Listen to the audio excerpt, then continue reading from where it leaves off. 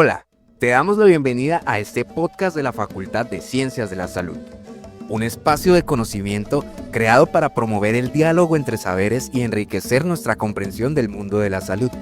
En este episodio hablaremos sobre la medicina ancestral y la medicina occidental, un diálogo necesario entre dos formas de entender y cuidar la salud. Lejos de estar enfrentadas, estas miradas pueden complementarse para ofrecer una atención más humana, integral y respetuosa de las culturas y los territorios. Hola a todos, estoy muy feliz y agradecida con ustedes por estar sintonizándonos el día de hoy, escuchándonos y viéndonos a través de este podcast Hablemos de Partería. Hoy estoy muy feliz de estar acompañada por nuestra profe Elisa Jojoa. Cuéntanos un poco de ti, quién eres, cómo ha sido tu formación. Bueno, yo soy una mujer campesina, me autorreconozco como campesina. Em, Soy enfermera egresada de la Universidad del Cauca, especialista en promoción de la salud, en enfermería materno-perinatal y estudié también una maestría en salud intercultural con énfasis en salud sexual y reproductiva y me formé también como partera tradicional. Profe, quisiera hacer un poco de énfasis en esa última parte que nos cuenta sobre ti de la partería tradicional. ¿Nos podrías como dar un contexto de la partería tradicional y cómo esta práctica ha funcionado, o sea, ha fusionado con la base de tu pregrado de enfermería y cuáles han sido los conocimientos que has podido adquirir a través de la unión de estos dos conceptos? Bueno, yo llegué a la partería como buscando una respuesta a una problemática que yo encontré como investigadora. En el 2016, ya siendo docente del programa de enfermería de la Universidad del Cauca, comencé a investigar sobre un tema que para ese tiempo era novedoso, ¿sí? Y lo había encontré el concepto por primera vez cuando me asignaron un grupo de investigación y tiene que ver con violencia obstétrica y violencia ginecobstétrica. Nunca había escuchado ese concepto y cuando lo comencé a estudiar para proponérselo como tema de investigación a mis estudiantes, me encuentro que es una realidad que me había atravesado a mí en primer lugar como mamá. Bueno, tengo una hija de 13 años y allí, desde esa experiencia de parto, pude reconocer que yo misma había sido víctima de violencia obstétrica. En mi momento del parto, mi cuerpo me pedía ponerme de rodillas y no me dejaron poner de rodillas. Y también me hicieron una monitoría fetal y con esa ya el ginecólogo que no me había visto siquiera, sino una residente, ya dijo que me iba a mandar para cesárea.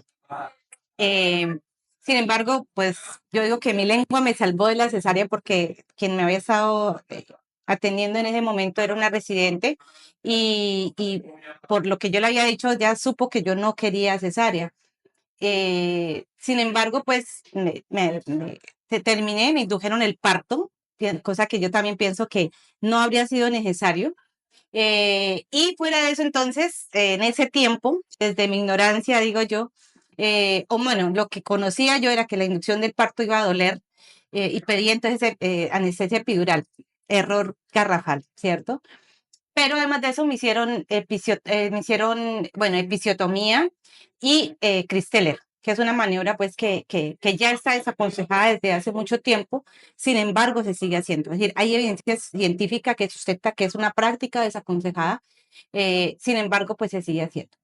Y de ahí para allá vi en ese concepto la historia de mi mamá, de mi hermana y de otras mujeres que habían sufrido esta forma de violencia. Allí comencé a investigar sobre este tema y simultáneamente hablar también frente a esa realidad dolorosa y desbordante que implica sufrir violencia ginecobstétrica. Es decir, lo que yo sufrí fue nada en comparación a otros casos que he venido conociendo a lo largo de la historia, eh, de que era necesario promover también el concepto de parto digno, respetado y humanizado. Dentro de las tantas prácticas que implica la atención de un parto en esas condiciones, está el que la mujer pueda decidir en qué posición quiere parir. Y allí me encontré con una otra realidad dolorosa y es que a nosotros como personal de salud nos enseñan y enseñamos a atender partos en posición de litotomía, en posición horizontal. ¿Quién sabe atender partos de otra forma? Pues las parteras, ¿cierto? ¿Quién sabe acompañar el dolor, entre comillas, que se percibe durante el trabajo de parto y el parto con otras formas que no sean farmacológicas? Las parteras. Y allí surgió como el interés mío de dar un paso un poco más allá, de que si yo voy a hablar también de violencia ginecobstétrica, era necesario también hablar de prácticas asociadas a parto respetado. Comencé a buscar, como cuando uno busca en internet, una formación como Dula, fue la que busqué inicialmente, y de esas diosidencias que yo le llamo, encontré una formación de partera, de Dula y partera intercultural. Cuando veo la propuesta que había respecto a eso, pues me gustó muchísimo porque incluía también, digamos, no solamente los conocimientos tradicionales, sino también la conocimientos pues desde la medicina occidental. Y comencé esta formación, me formé 3 años como partera tradicional. Creo que lo que me ha entregado a mí la partería tradicional no hay cómo poderlo dimensionar y cómo este conocimiento también ha enriquecido la esencia del cuidado enfermero. Creo que un primer aprendizaje que he tenido allí es entender la salud desde otras dimensiones. eh, ¿Y cómo entiendo ahora yo la salud? Es decir, primero hay una desarmonía, como lo llaman nuestros pueblos indígenas, en la dimensión emocional, espiritual y energética. Primero se da aquí en estas dimensiones esa desarmonía y estas desarmonías se materializan en lo físico, en la dimensión física, que desde lo occidental llamamos enfermedad. ¿Sí? Digamos que como sistema de salud, como personal de salud, solo vemos la punta del iceberg, ¿sí? Pero realmente entre más consultas hago como partera, más me convenzo de que primero toca abordar estas otras dimensiones para poder llegar a esta dimensión física con resultados, por decirlo así. Esto me plantea otros dos conceptos, ¿cierto? Y es la diferencia entre curación y sanación. La curación va a estar solo en el plano físico, ¿cierto? Tratamos síntomas como sistema de salud, ¿cierto? Tratamos lo que se refleja en este cuerpo físico, pero se queda aquí, en ese cuerpo físico. La sanación es un proceso mucho más profundo que va a abarcar estas otras 3 dimensiones y en esas otras 3 dimensiones encontramos el origen real de lo que significa la enfermedad que nosotros acompañamos desde o tratamos de atender desde el sistema de salud occidental. Profe Lisa, de verdad, qué interesante ese camino y esa construcción que nos narraste de cómo a través pues del pregrado, de tus experiencias vividas, llegaste realmente a convertirte en lo que eres hoy en día y que con mucho orgullo nos dices que eres partera tradicional. Quisiéramos ahondar un poco más en ese tema y conocer cómo se realizan las consultas a través pues de la experiencia contigo, cómo se acercan a ti las personas y cómo abordas tú a estos individuos que acuden a ti en busca de asesoría y orientación? Bueno, esta investigación formativa que hice con mis estudiantes como asesora me llevó, pues, como les decía, a buscar esas otras herramientas, ¿no? Y en la formación como partera encontré un don que es ser pulseadora. Ser pulseadora es un don, ¿cierto? Pulseadora, pulseador es un don a través del cual con el pulso me conecto con la parte física, emocional, espiritual y energética de las personas. Es un don que a veces es muy difícil de poderlo explicar, pero en partería decimos, llega pensamiento, pero también veo cosas, por decirlo así. Y se amarra, por decirlo así, con otra herramienta diagnóstica que aprendí desde la partería. Y es un término que yo me formé como partera con el pueblo muisca, o mejor, desde el pensamiento del pueblo muisca, y ellos le llaman la buciraqueada, es decir, es la ciencia de la pregunta.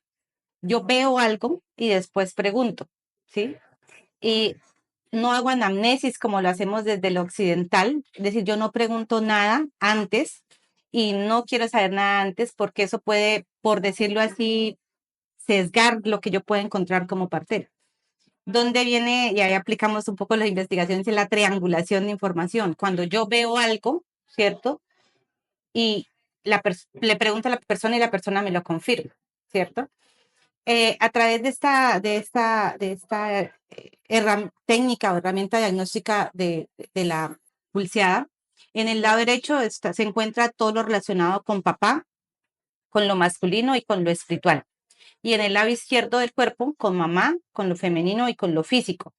Y así como tenemos una valoración cefalocaudal desde el occidental, desde esta herramienta es caudal cefálico. Entonces voy haciendo un recorrido, como le explico a la gente con los ojitos que Dios me dio, por las articulaciones, tobillo, rodilla, cadera, cuello, hombro, codo y muñeca. Y es como una orden pues sistemático para hacer la valoración. Cada una de esas estructuras pues me va dando una información. Hay unas donde no veo nada, entonces sigo a la siguiente y así sucesivamente. Y a través de esta herramienta entonces me llega información, es decir, es por eso digo que a veces es difícil poderlo explicar, pero veo cosas, por ejemplo, en útero, llego a útero, voy pasando y subiendo por cadera y cuando llego a útero me llega una información, le pregunto a la mujer, señor, ¿usted ha tenido pérdidas? ¿Ha tenido abortos espontáneos o provocados?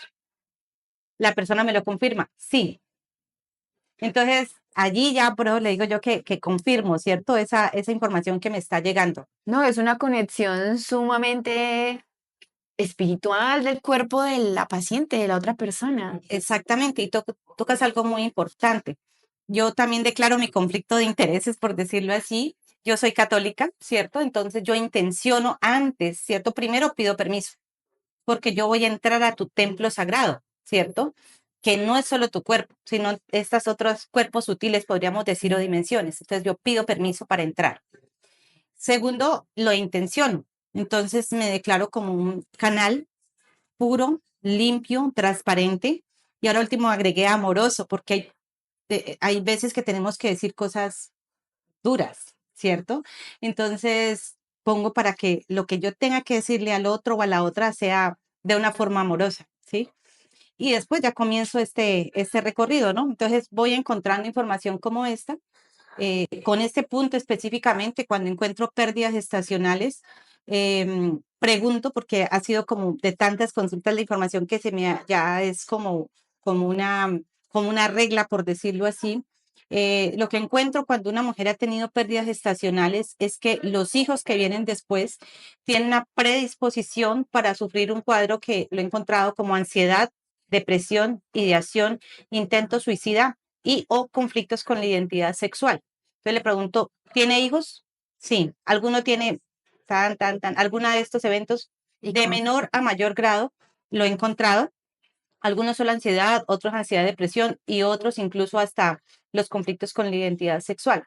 Entonces, allí, por ejemplo, es entender la salud mental desde otro lugar muy diferente, ¿sí? Pero además de eso, poder hacer terapia respecto a esto para acompañar a este ser para que trascienda al que estuvo primero y que mejoren, ¿cierto? Estos cuadros mejoren o se curen, se sanen definitivamente, se sanen porque estamos hablando de la sanación emocional, espiritual, energética, pero se curen porque desaparecen los síntomas que generaron, ¿cierto? Y cuando lo encuentro en los hijos, porque también esa información la encuentro en los hijos que están sintiendo este cuadro, le pregunto, ¿usted sabe si su mamá ha tenido pérdidas? Unos saben, otros no saben. Si no le digo, pregúntele a su mamá. Y también, es decir, por eso para mí ya es como una regla, ¿no? Entonces, es poder entender y confirmar mejor que no solamente somos cuerpo físico, ¿sí?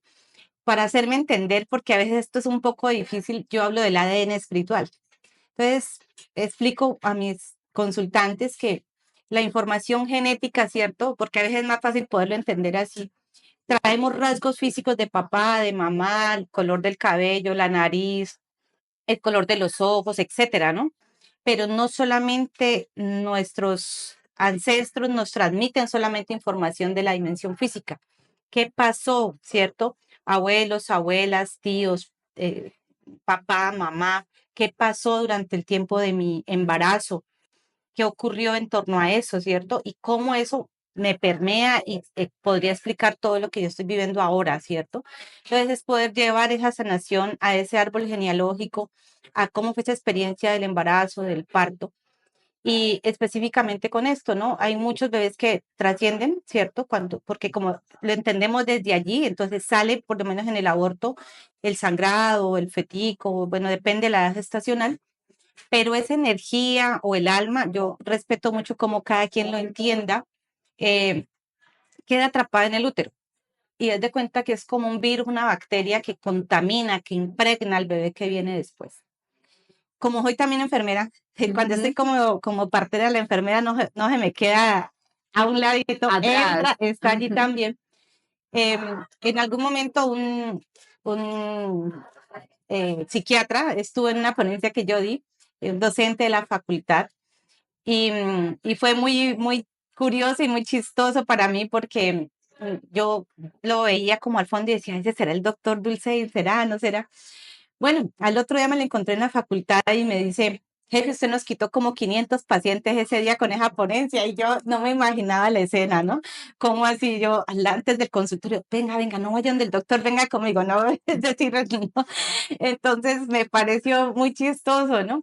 Y yo le dije, no, doctor, ¿cómo se le ocurre? Le dije, yo antes deberíamos trabajar juntos y le cuento esto que les acabo de compartir. Y él me dijo, mañana tengo una ponencia sobre biología de la depresión. Yo dije, allá tengo que estar para ver en qué punto nos encontramos. El doctor Dulcey en esa ponencia explicó varias teorías que explican la depresión y una de esas teorías habla de la desesperanza aprendida. Es de esas tantas investigaciones de laboratorio que se hacen. Y allí yo entendí que justamente esa teoría, dada desde lo occidental, podría explicar lo que yo encuentro como partera. Ese bebé que viene después de una pérdida gestacional tuvo 9 meses de entrenamiento en desesperanza. No vale la pena vivir. La vida no tiene sentido, ¿sí? Y esa carga que tienen de energía de muerte, ¿no? Y lo encuentro en consultantes que dicen, es que no entiendo por qué me siento así si tengo todo. Tengo un esposo que me quiere, tengo un trabajo bien, no tengo, digamos, carencias económicas, tengo unos hijos, pero aún así sienten esa tristeza, esa esperanza, esas ganas de morir. Y allí ha sido como el proceso, ¿cierto?, de hacer clic entre lo occidental y lo tradicional. Y ahí es donde tiene sentido eventos como estos, ¿cierto? De que podamos entender, conectar, enriquecer nuestra práctica profesional con toda la sabiduría de nuestros pueblos milenarios que persiste a través de un proceso de resistencia, a través del tiempo y que llegue a este tiempo y que podamos trabajar y tejernos con ese conocimiento ancestral. Profe, realmente es sumamente sorprendente todo lo que nos cuentas. Quisiéramos saber a través de esas vivencias, esas experiencias, ese contacto que has tenido, ese don que nos dices que descubriste, ¿cómo has hecho para articular eso en tu labor docente? ¿Cómo haces para que esa información que le das a tus pupilos, a tus estudiantes, entren a ser parte de su formación integral como futuros trabajadores de la salud? Bueno, antes de formarme como partera, eh, yo estaba dando una asignatura que se llama Cuidado Cultural de la Salud. Esa asignatura en la Universidad del Cauca se da en segundo semestre. Y allí, en uno de los procesos, pues hablamos de prácticas de cuidado cultural, porque ahí trabajamos y revisamos a profundidad toda la teoría de Leninger. Y estando en ese semestre, ocurrió que mi hija era bebé, ¿cierto? Y en algún momento mi hija tuvo un cuadro que allá lo llamamos susto, en Nariño le llaman espanto, acá es descuaje, ¿cierto? Entonces, en cada contexto cultural tiene un nombre diferente, pero para mí es el mismo evento, ya ahora explico por qué. En ese momento, pues mi hija tuvo un cuadro de diarrea y no mejoraba, no mejoraba, no mejoraba. Pues soy enfermera, pues cogí para urgencias, ¿cierto? Porque ya eran muchos días. La llevo a urgencias. Estuve todo un día en urgencias, exámenes de laboratorio, valoración por el médico general, después valoración por el pediatra, después espera que salgan los resultados. El caso es que llegué a las 8 y salí a las 5 de la tarde. A las 5 me dice el médico, no señora, todos los exámenes salieron bien. Salida, vigilancia con de señales de alarma por deshidratación, hasta luego, ¿sí? pero por más que el médico te diga que todo está bien, solo por los exámenes de laboratorio, si tu hijo o hija no come, no duerme, está irritable y tiene diarrea, tiene fiebre, por más acetaminofén que le den, pues para ti como mamá, tu hijo no está bien, obviamente, ¿sí?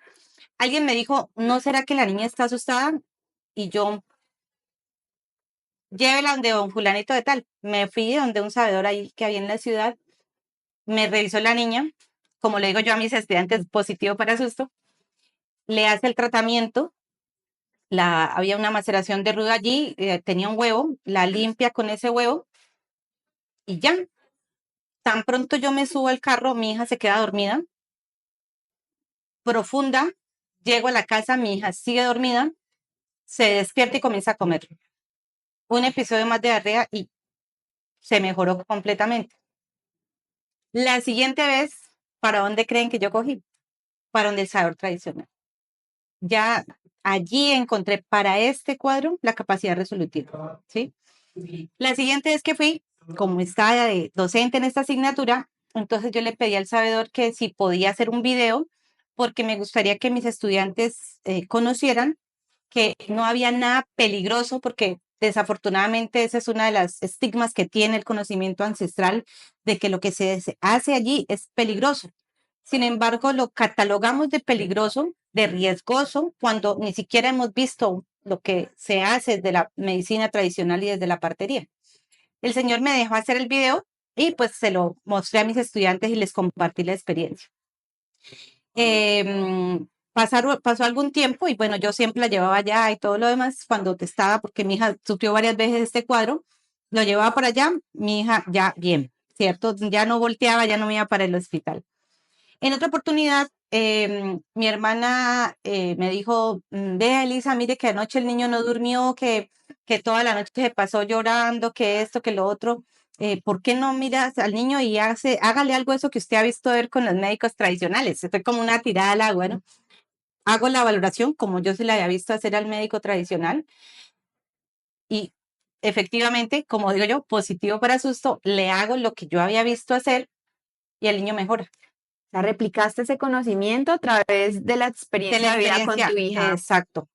Y se lo hago ya a mi sobrino, se mejora y de ahí para allá, de allí para acá no he parado, ya llevo 7 años haciendo esta práctica de curar descuaje, que es el término que usan acá.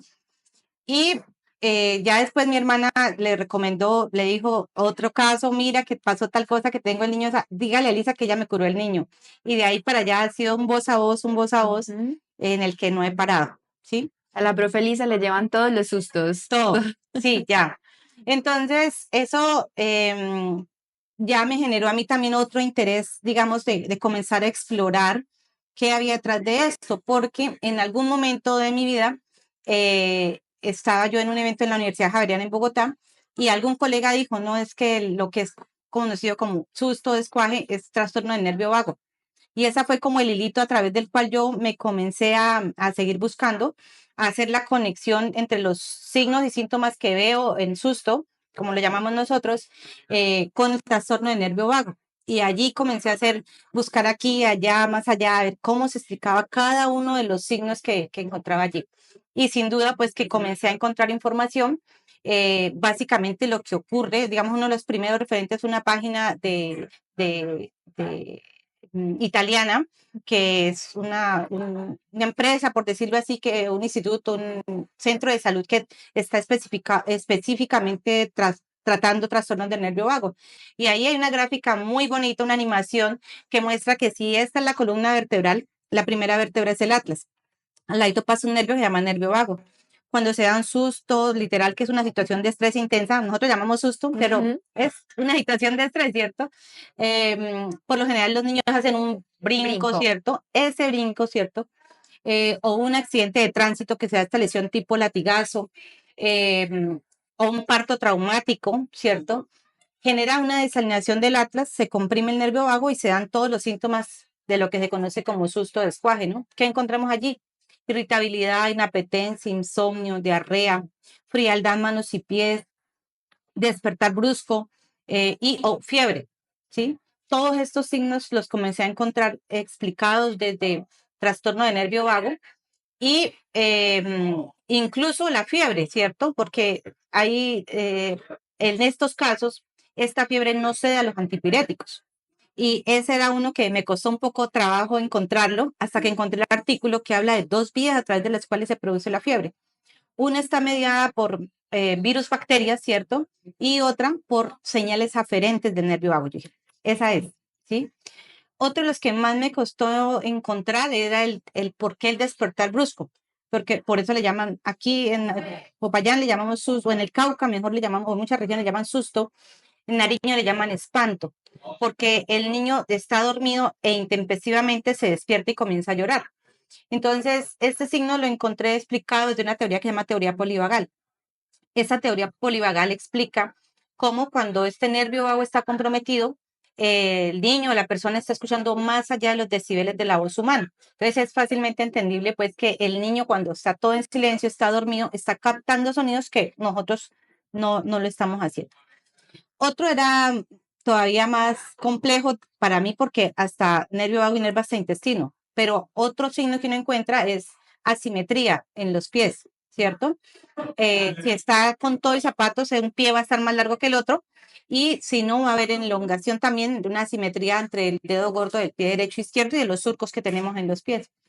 Y yo le decía a mis estudiantes, signo del pie te voy a encontrar. Y efectivamente, pues lo encontré explicado después desde otra herramienta, otra medicina alternativa que es el biomagnetismo. Y desde ahí encontré entonces que en el biomagnetismo, uno de las explicaciones o que hay para esta terapia es que el lado izquierdo del cuerpo siempre va a estar repolarizado por la presencia del corazón y la circulación del cerebro del lado izquierdo. Entonces yo decía que hay acortamiento del pie izquierdo y después me di cuenta, no es que haya acortamiento del pie izquierdo, hay elongación del derecho. Entonces ese signo lo pude entender desde el biomagnetismo. Profe, realmente quisiera saber cómo ha sido entonces, bueno, ha sido una recopilación bibliográfica sumamente extensa, porque realmente tratar de explicar lo que la medicina tradicional ha sabido desde hace décadas y décadas mediante estudios científicos que pensamos que es lo más moderno, pero que realmente lo que hace es devolverse a encontrar la explicación de esta medicina que hemos tenido siempre en nuestras manos. Profe, ¿cómo es el abordaje de temas un poco más complejos de tus estudiantes como las enfermedades ginecológicas, como por ejemplo el cuidado posterior al parto, el puerperio? ¿Cómo se logran integrar esos conocimientos de partería? Pues ya nos has dicho cómo lo integras a través de la búsqueda científica, pero en en la metodología de la enseñanza, ¿cómo logramos que estos estudiantes puedan expandir su perspectiva y que no se vinculen únicamente a los científicos, sino que también esos conocimientos de partería estén ahí para ellos presentes y usables dentro de sus prácticas y técnicas? Bueno, yo creo que uno es decir que no todo lo que se hace de la medicina tradicional se puede pasar por el método científico. Porque, como le decía, este es un cuadro que me permite a mí explicarlo del susto, es un cuadro que me permite explicarlo desde allí, pero generar puentes. Para eso me ha servido esto, tender un puente. Pero no todo se puede porque para reconocer las desarmonías que hay en lo emocional, espiritual, energético, no lo puedo hacer solamente desde un formato, por decirlo así, o desde la investigación cuantitativa, que es como lo que a veces más peso se le da en el sistema médico occidental. De manera que para que los futuros profesionales de enfermería logren apropiarse de todo esto, parte de las experiencias vivenciales, como el caso que le decía, es decir, ellos se dan cuenta, ¿cierto?, de que no hay una anamnesis antes y que yo a pesar de eso encuentro la información y de sus propias experiencias personales. Por ejemplo, con los casos de dismenorrea, de los cólicos menstruales que también son muy frecuentes. Entonces, va a ser muy diferente que yo le haga la consulta a uno de mis propios estudiantes y allí encuentre el origen, ¿cierto? De por qué es que está teniendo esta dismenorrea, ¿cierto? ¿Qué tenemos allí o cómo se entiende desde la partería tradicional? Lo que llamamos enfermedad y que se materializa en el útero, como lo decía al inicio, cólicos menstruales, endometriosis, miomatosis uterina, síndrome de ovario poliquístico. Todas estas patologías tienen un origen en un común denominador, en un conjunto mejor, que se llama desvalorizaciones femeninas. ¿Qué está allí? ¿Qué caben dentro de este conjunto? Todas las experiencias que hemos tenido propias o de mis ancestras relacionadas con abuso sexual, maltrato físico, maltrato psicológico, sobrecarga física. Venimos de familias donde las abuelas tenían 10, 14, 15 hijos, abortos, muertes maternas, todo esto, infidelidades, por ejemplo, todas esas situaciones en las que la mujer fue desvalorizada porque en casos en familias en donde usted era la única mujer y tenía 5 hermanos y solo por ser mujer les tenía que servir, planchar la ropa, limpiar los zapatos y atender al hombre, ¿cierto? Todas esas situaciones en las que usted quiso estudiar y a la mujer no le dieron estudio y a los hombres sí, todas esas situaciones de machismos y micromachismos pues están allí en nuestro útero, ¿sí? Para hacer como el resumen, el último caso, con los estudiantes hacemos también esta práctica o atención ginecológica en el hospital y cuando voy, pues termino turno, paso la revista y yo digo, bueno, creo que vamos a atender a esta persona. Le ofrezco mi consulta como partera también allí en el entorno hospitalario y uno de los casos que tuvimos recientemente en la última práctica es el de una mujer que estaba con endometriosis. Y sabemos que esta es una patología que por lo general se le da manejo ambulatorio, pero el dolor era tal que estaba hospitalizada. Cuando estaba con su mamá y le pedí a la mamá pues que saliera de la habitación y le hago la consulta. Primero le encontré pues una relación muy distante entre la mamá y ella y después cuando llego a útero le pregunto, encontré la información y le pregunto, ¿usted fue abusada cuando era niña? Me dice sí. Mi padrastro me abusaba, mi mamá trabajaba afuera, era como profesora y tenía que irse lejos de la casa. Y el papá, el padrastro la abusaba. Ella le contó a su mamá y su mamá se puso del lado del abusador. ¿Qué más dolor? Es decir, es un dolor muy, muy intenso. Una niña quien la única persona que tenía esperanzas de que la salvara, le quitara esta tortura que es ser abusada desde niña, pues se puso del lado del abusador, ¿sí? De allí venía la endometriosis, ¿sí? Eso no estaba entre los antecedentes, ¿cierto? Y no se va, del occidental no vamos a hacer esta, De la anamnesis médica no va a estar allí, tradicional. ¿sí? Entonces, es poder ir, sanar, ¿cierto? De poder hacer esas intervenciones desde allí. Entonces, esa es una de las tantas, ¿no? Mujeres, por ejemplo, que no han podido tener hijos, pues también se explica desde allí, por ejemplo, desde maternidad como sufrimiento. Hay una programación, por decirlo así, que es maternidad como sufrimiento o antecedentes de muertes maternas en su clan materno o paterno. Profe, ha sido un placer tenerte en este espacio, que nos hayas compartido todas esas experiencias, conocimientos, vivencias que has afrontado y has podido enriquecer a través de tu trayecto profesional y no solamente profesional en el aspecto de la enfermería, sino en esta conjugación de la enfermería con la partería tradicional. Realmente extiendo un agradecimiento por darnos la oportunidad de tener todos tus conocimientos hoy en nuestra institución y quisiera que ya para finalizar este episodio tan enriquecedor dejaras un mensaje a los estudiantes de los programas de la Facultad de Ciencias de la Salud de la Universidad de Los Llanos como enriquecedor respecto a poder tener estos conocimientos de interculturalidad en su concepción y en su formación profesional. Bueno, creo que el primer mensaje sería, vaya hable con su mamá, vaya hable con su abuelita antes de que se nos vayan, porque se está perdiendo un conocimiento supremamente valioso, que ha aliviado el dolor, el sufrimiento, que ha sanado y que ha curado a muchas generaciones atrás. Entonces, creo que ese es el primero. El segundo, decir que tenemos unos sustentos teóricos y una riqueza teórica muy importante, que es la teoría del sol naciente, todo lo de Madeline Leninger, que se puede hacer vida, que se puede hacer realidad, que es práctica viva cuando reconocemos esas prácticas de cuidado cultural de las comunidades y podemos desde nuestro conocimiento científico también promover muchas de ellas, ¿cierto? Es acercarnos, es tener esas experiencias vivenciales, es poder pasar por las manos de un sabedor, de una sabedora, de una partera, y poder desde esa experiencia vivencial poder compartir eso, ¿no? Y al reconocer esas prácticas de cuidado cultural, como nos propone Leninger, saber que la mayoría, yo diría que el 95% de las prácticas son prácticas que podemos recomendar, así no tengamos la evidencia científica, pero cuando yo reconozco esas prácticas de cuidado cultural, estoy tendiendo un puente, ¿sí? Segundo, de que hay prácticas que tenemos que reestructurar, decir sí, pero no, o sí, pero de otra forma, o sí, pero con esta otra herramienta. Lo hago mucho con lactancia materna, ¿cierto? De que usan, por ejemplo, el hinojo, que es una práctica muy popular, pero el hinojo puede generar convulsiones en el lactante. Entonces yo le digo, ¿y qué es bueno? Esa es la pregunta clave que les enseño a mis estudiantes. ¿Qué le han dicho que es bueno para? Es la pregunta que abre una puerta para conocer, porque es que siempre hay un principio de beneficencia, ¿cierto? De que cuando se hace una práctica cultural es para buscar un resultado positivo. Allí yo abro esa puerta y la gente me va contando qué le han dicho que es bueno para. Y yo como profesional de enfermería puedo orientar esa práctica. Sí, señora, sígala haciendo, siga haciendo. En el caso de la lactancia, decirle, mire, hinojo no, pero por ejemplo, en mi tierra hay una planta que se llama lechera. No sé si acá esté, pero es buscarla, es la invitación a que busquen a sus parteras, los sabedores que hay aquí, a ver qué plantas hay, conocerlas, estudiarlas.